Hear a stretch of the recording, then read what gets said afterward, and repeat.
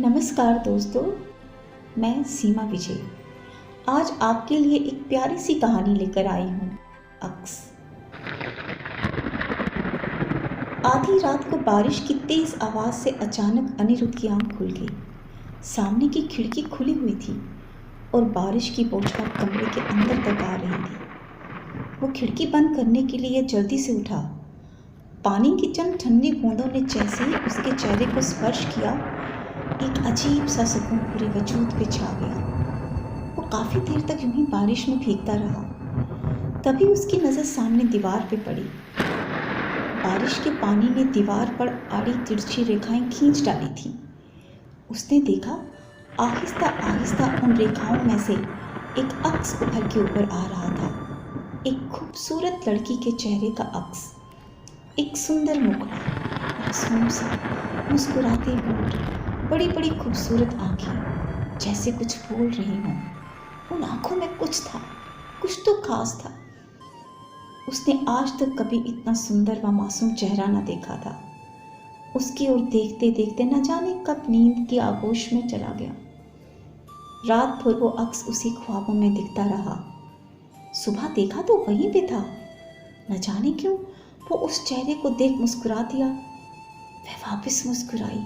क्या वो सच में मुस्कुराई थी या बस यूं ही? जरूर ये उसका भ्रम रहा होगा, वरना क्या कभी तस्वीरें भी मुस्कुराती हैं? एक बार फिर से पास जाके देखा।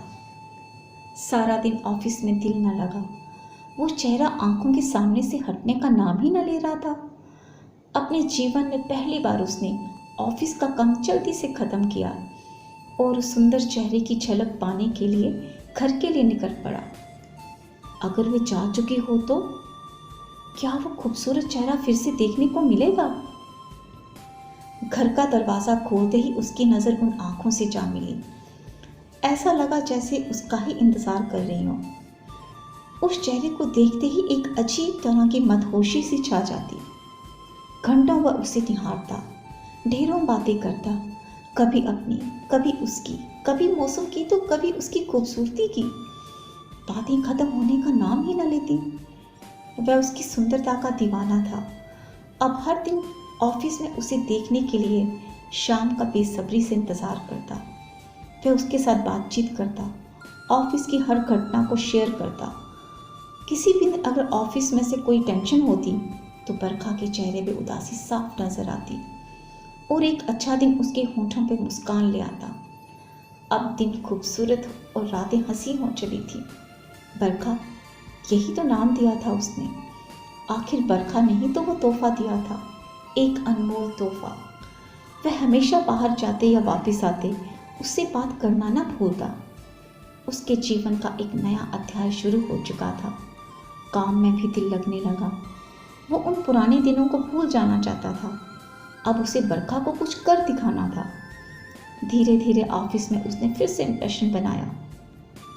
बॉस भी अब पहले जैसे उसे बात बात पे नहीं डांटते थे, अक्सर उसके काम की तारीफ भी करते। एक दिन ऐसा भी आया जब उसे प्रमोशन मिला, जिसका उसे लंबे समय से इंतज़ार था। बरखा, मुझे प्रमोशन मिला है। You are so lucky for me. Thank you so much dear. उसके चेहरे पे मुस्कान देख रहा था। पूरी रात उसने उसके साथ बात करते हुए बिताई। अगले दिन ऑफिस में पार्टी थी। लौटने में देरी हो गई। उस रोज़ बरखा से बात भी ना कर सका। सुबह ऑफिस जाते वक्त चाय पीते हुए हमेशा की तरह बरखा के साथ बीच बीच में बातों का सिलसिला जारी था। कल शाम फिर से बारिश हो रही थी। आज बरखा उदास और परेशान थी। वह मुस्कुरा भी नहीं रही थी। अरे क्या हुआ, मुझसे नाराज़ हो क्या? कल रात तुमसे बात ना कर सका इसलिए? आई एम सॉरी डियर, आगे से ध्यान रखूँगा। आप मुस्कुरा भी दो ना। वह फिर भी ना मुस्कुराई। लगा जैसे कुछ कहना चाहती है। शायद उसे रोकना चाहती थी या कुछ और। ऑफिस भी उस दिन अन्य दिनों की तरह ना था। हर कोई गंभीर और सीरियस, खामोश। उसने अपने एक साथी से पूछा, अंकुश, आज क्या बात है? कुछ हुआ है क्या? क्या आपने आज का पेपर नहीं पढ़ा? नहीं तो। कल शाम एक्सीडेंट में बॉस ने अपनी बेटी को खो दिया। कहाँ? कैसे हुआ ये सब? आज के अखबार में उसकी फोटो भी है, देखो तो कितनी सुंदर और यंग। ईश्वर भी कितना जालिम है, इतनी छोटी सी उम्र में अपने पास बुला लिया। अंकुश बात किए जा रहा था और अनिरुद्ध, उसकी नज़र तो जैसे पेपर के उस पन्ने से चिपक सी गई थी। दिल की धड़कनें थम सी गई। हूबहू बरखा का चेहरा, वही चेहरा मासूम सा, वही बोलती आंखें, मुस्कुराते होंठ। ऐसा कैसे हो सकता है? ये तो उसकी बरखा का फोटो है। नहीं, ऐसा नहीं हो सकता। बारिश अभी भी हो रही थी और वो अपने घर की ओर दौड़ रहा था। उसे अपनी कोई सुध न थी। उसे तो वो चेहरा देखना था, वो मासूम चेहरा। चंद कदमों की दूरी मानो हजारों मील की हो चली। कांपते हाथों उसने कमरे का दरवाज़ा खोला। सामने की खिड़की खुली हुई थी और बारिश का पानी अंदर तक आ रहा था। आंखों में आंसू, चेहरे पे मायूसी।